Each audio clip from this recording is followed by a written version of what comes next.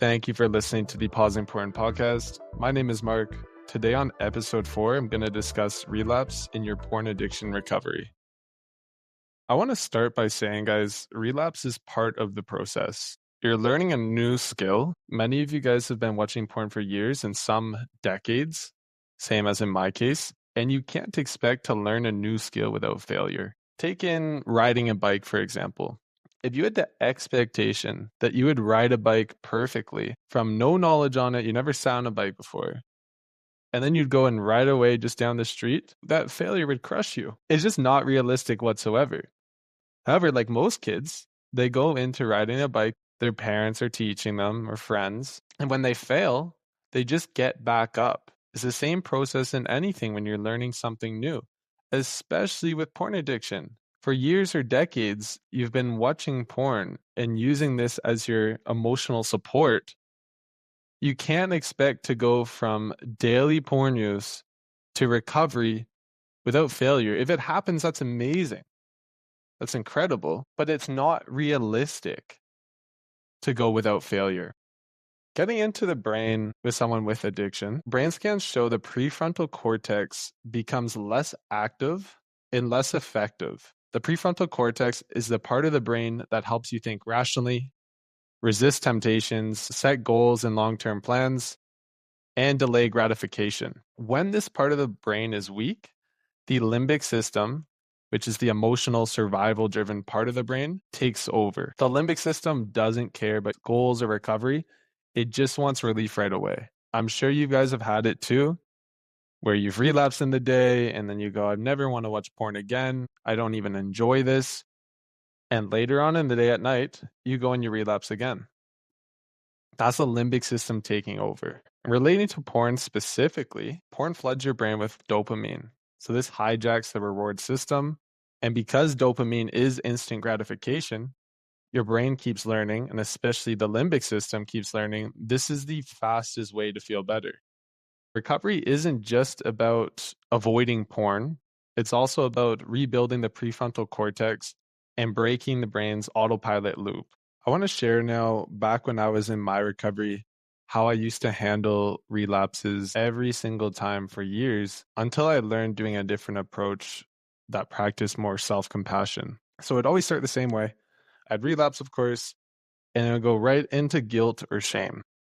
Shame has no place in your recovery. It does not help. There's no growth out of shame.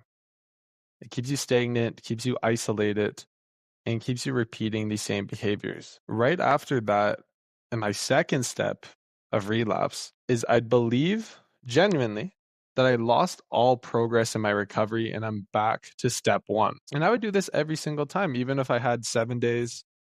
I reached 30 days once, and then, 3, 4 days here or there. I would very streak focused and would count days rather than count progress in other areas. So by counting days, I would always think that I lost everything once I did relapse. From there, my third step, I would try to distract myself right away from it. I didn't like the feeling of guilt or shame, and I felt, well, there's nothing I can do right now, so let me distract myself.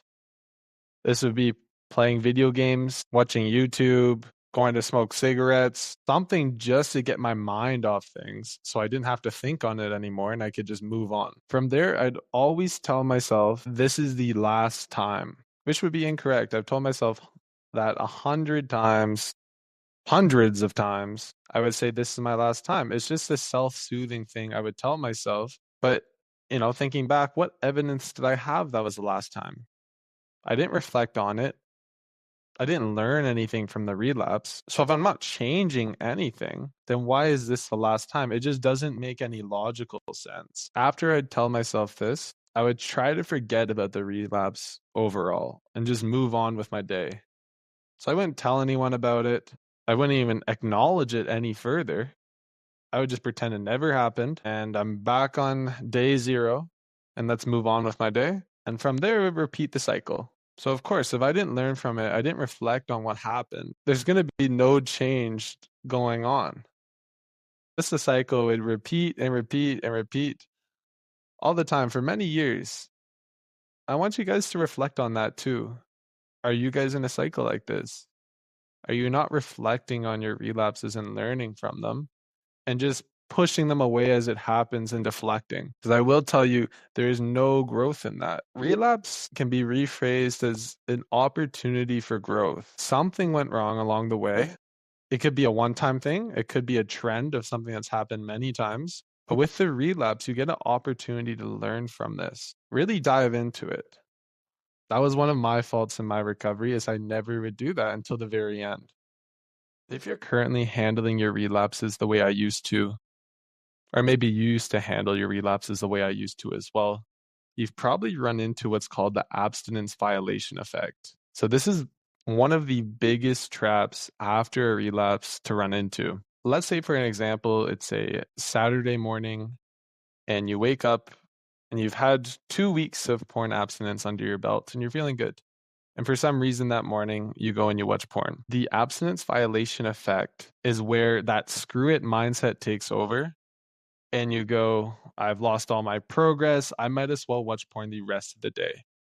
And you cancel your plans and you watch porn 4 or 5 times that day and on Sunday as well. It takes one lapse of pornography and turns it into a full-blown relapse, all because of the way you thought of the mistake. Instead of entering into that screw it mindset with the abstinence violation effect, people who practice self-compassion after a relapse are much better able to handle their negative emotions without becoming overwhelmed or self-destructive afterwards. So essentially, self-compassion is what breaks the cycle by creating a safe emotional landing after you mess up. When you beat yourself up, your body just goes into a fight or flight mode, and that's not where healing occurs.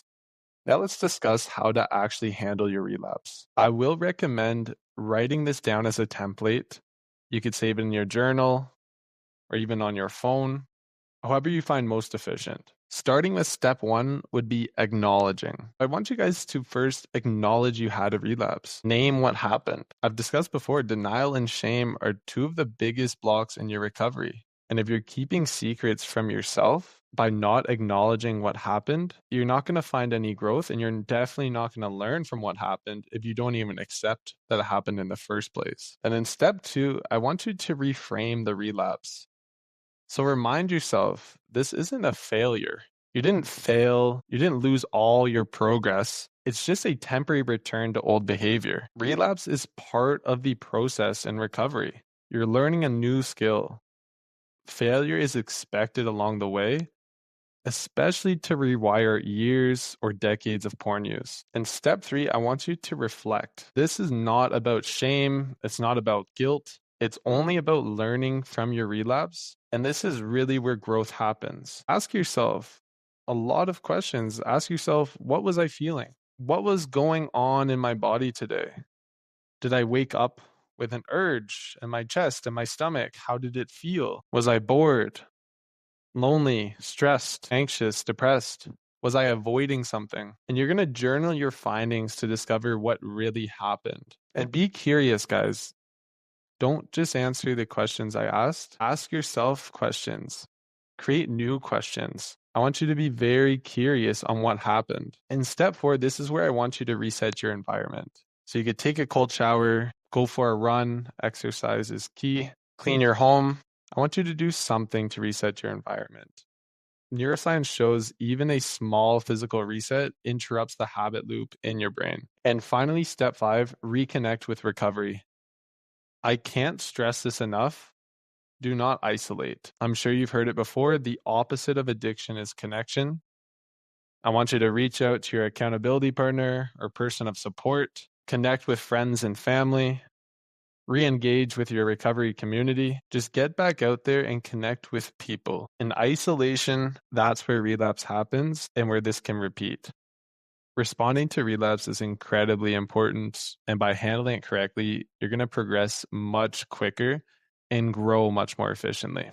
That's it for today's episode. On the next one, which is going to be coming out later this week, I'm going to discuss the secret to recovering from your porn addiction. Goodbye for now.